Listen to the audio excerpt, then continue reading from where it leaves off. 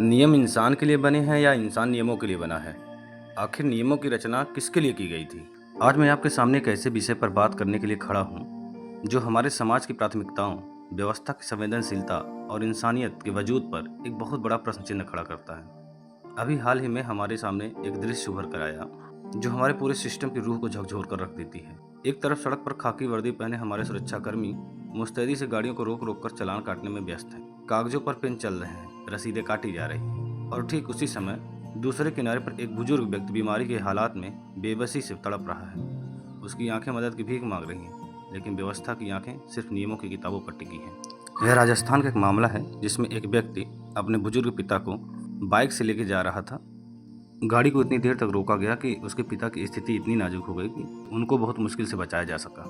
लेकिन जब कानून और नियमों का पालन कराने वाली मशीनरी इतनी यांत्रिक हो जाए कि उसे सामने दम तोड़ती या तड़पती हुई मानवता ही न दिखाई दे, तो समझ लेना चाहिए कि हमारे समाज की चेतना कहीं न कहीं गहरी नींद में सो चुकी है।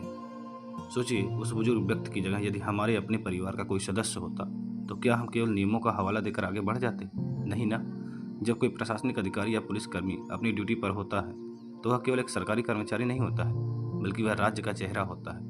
वह आम जनता के लिए सुरक्षा और भरोसे का प्रतीक होता है। लेकिन जब वही सुरक्षा कवच किसी लाचार के काम न आए, तो हम आम आदमी का व्यवस्था से भरोसा उठ जाता है। यह समस्या सिर्फ एक विभाग या पुलिसकर्मियों की नहीं है, यह हमारे पूरे सिस्टम की सिस्टमैटिक असंवेदनशीलता को दर्शाती है।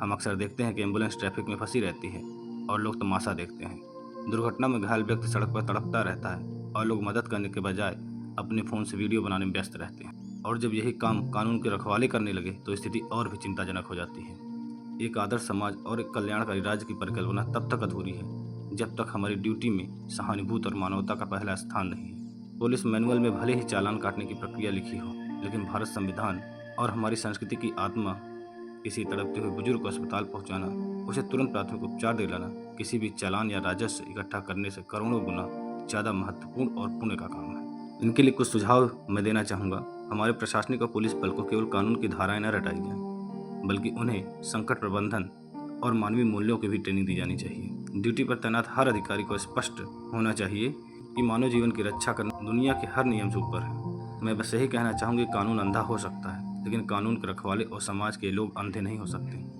आइए हम सब मिलकर एक ऐसे समाज का निर्माण करें जहाँ नियम और कानून इंसानों की ज़िंदगी बचाने के लिए हो, न कि उनकी बेबसी का तमाशा देखने के लिए। जब तक व्यवस्था में करुणा और मानवता का समावेश नहीं होगा, तब तक कोई भी विकास अधूरा है।